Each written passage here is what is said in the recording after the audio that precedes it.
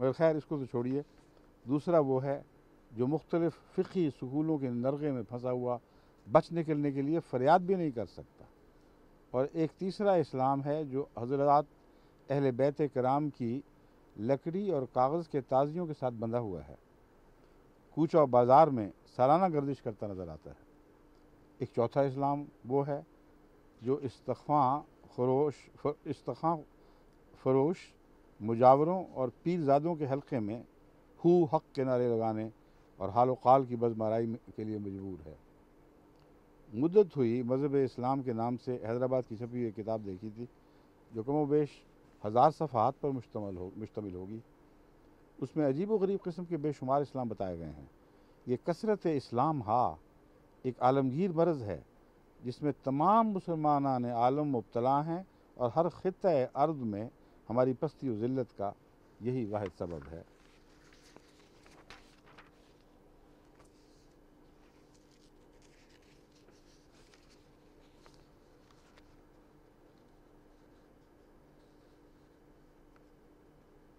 اہل حدیث امرتسر 21 دسمبر میں 1945 میں مولوی ثناء اللہ صاحب امرتسری لکھتے ہیں، بریلوی اصحاب اہل حدیث حضرات اور دیوبندی حضرات کو کافر کہا کرتے ہیں. کافر کہا کرتے ہیں، آپ اس پر ناراض نہ ہوا کریں. ان کی مراد اس سے یہ ہوتی ہے کہ جو اسلام ہم رکھتے ہیں اہل حدیث اور دیوبندی اس سے منکر ہے.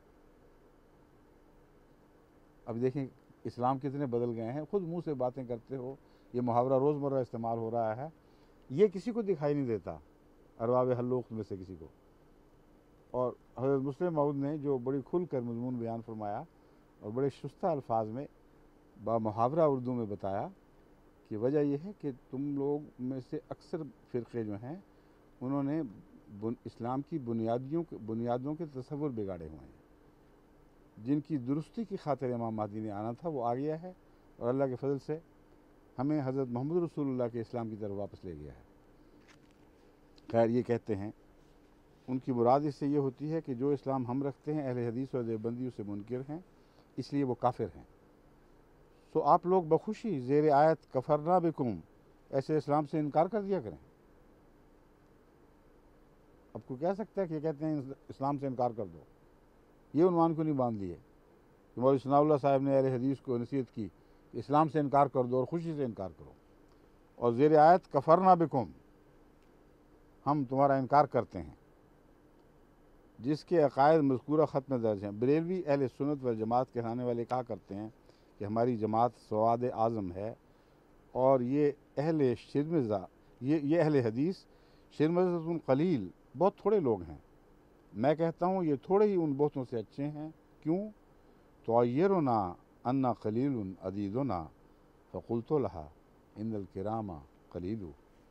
یہ ایک عرب اس میں سے قصیدے میں سے شعر چنا ہے کہ وہ میری دوست یا بیوی جو بھی تھی وہ مجھے شرمندہ کرتی ہے، عار دلاتی ہے کہ ہمارے قبیلے کے اعداد تو بہت تھوڑے ہیں.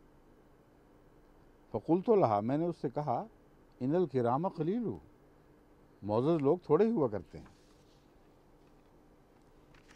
اب شاعر مشرق کا بہت چرچا ہے پاکستان میں، سب دنیا ویسے ایک اچھے شاعر کے طور پر علامہ اقبال کو جانتی ہے.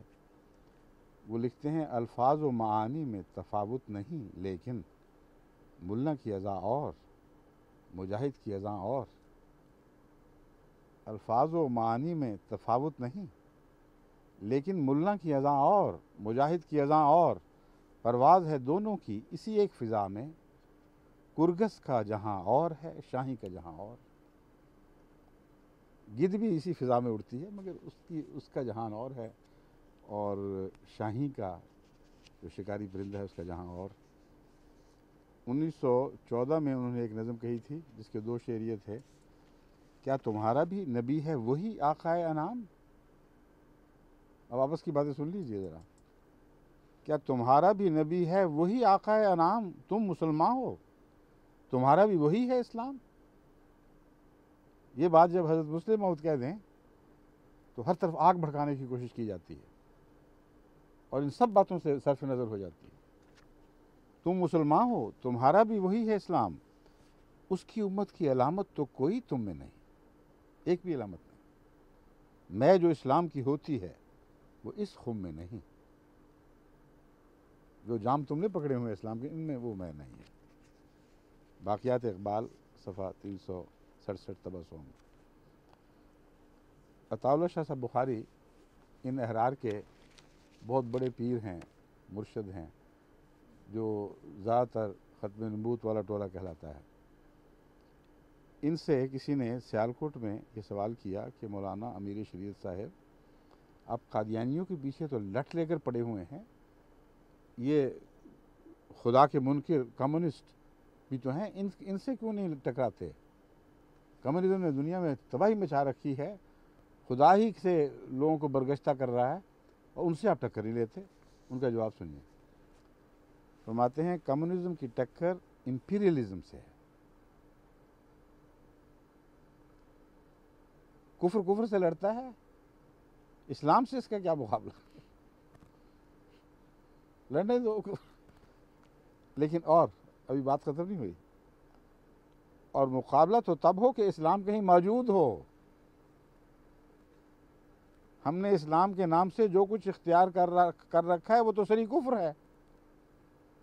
ہمارے دل دین کی سمجھ سے آری، ہماری آنکھیں بصیرت سے ناآشنا، کان سچی بات سننے سے گریزاں۔ پھر کہتے ہیں بے دلی ہائے تماشا کہ نہ عبرت ہے نہ ذوق، بے کسی ہائے تمنا کہ نہ دنیا ہے نہ دین۔ کہ بے دلی دیکھو کہ نہ عبرت ہے نہ ذوق، نہ ہمیں عبرت حاصل کرنے کا سلیقہ رہ گیا ہے، نہ وہ آنکھ نصیب ہے، نہ اچھی باتوں کا ذوق ہے، اور ہماری بے بسی اور بے کسی دیکھو تمہاری تمنا کی کہ نہ دنیا ہے نہ دین، کچھ بھی نہیں رہا۔ پھر فرمایا میں کمیونزم سے کیوں ٹکراؤں؟ وہ کون سا اسلام ہے جس پر کمیونزم ضربیں لگا رہا ہے؟ ہمارا اسلام وہ تو ہے ہی نہیں لگانے تو ضربیں۔ ادھر یہ امپیریلزم سے لڑ رہا ہے، ادھر ایسے اسلام پہ ضربیں لگا رہا ہے جو اسلام ہے ہی نہیں، تو لگانے تو مجھے کیا فکر پڑی ہوئی ہے؟ احمدیوں کے پیچھے پڑنے تو وہ کیوں؟ پھر یہ تو مان گیا کہ احمدیت کفر نہیں ہے، پھر کیونکہ کفر سے تو تمہیں لڑنا ہی نہیں، اور نہ تمہیں یہ مجال ہے، نہ اس کی طاقت ہے، نہ اپنے آپ کو اسلام کا نمائندہ سمجھتے ہو، تو پھر اسلام سمجھ کے لڑ رہے ہو گئے، اور تو کوئی دلیل باقی نہیں رہی۔ پھر لکھتے ہیں بتوں سے تجھ کو تمنا، خدا سے نومیدی، مجھے بتا تو صحیح اور کافری کیا ہے؟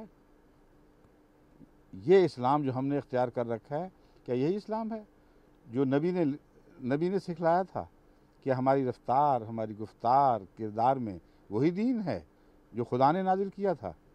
میں کہتا ہوں کہ گورنری سے گداگری تک مجھے ایک بات ہی بتلاؤ جو کہ قرآن اور اسلام کے مطابق ہوتی ہے۔ یہ اقرار کسی نے نہیں دیکھا، کسی نے نہیں سنا۔ جماعت احمدیہ نے اقرار کر لیا کہ ہم مسلمان ہیں، انا للہ و انا الیہ راجعون۔ کون ان کو کان دے سننے کے لیے، کون آنکھیں دیکھنے کی دے؟ جو اللہ نے دی ہیں اس سے تو کام نہیں لے رہے۔ کہتے ہیں فکر کج دماغ پریشان، احکام الہی سے انکار، اور پھر انکار پر اصرار۔ سکندر حیات نے کالرا بل بنوایا کہ جائیداد کا وارث بڑا لڑکا ہے اور لڑکیاں حصے دار نہیں۔ اصل بیچ میں تان یہاں آگے ٹوٹی ہے۔ ہندوستان کی نمائندگی میں پنجاب کے ہر اہم مسلمان لیڈر کے خلاف جس حد تک ممکن تھا انہوں نے حزب اسرائی کی۔ قرآن کے 1.5 رکوع کے انکار کے باوجود ہم مسلمان، اور پھر اسلام کو کمیونزم سے خطرہ۔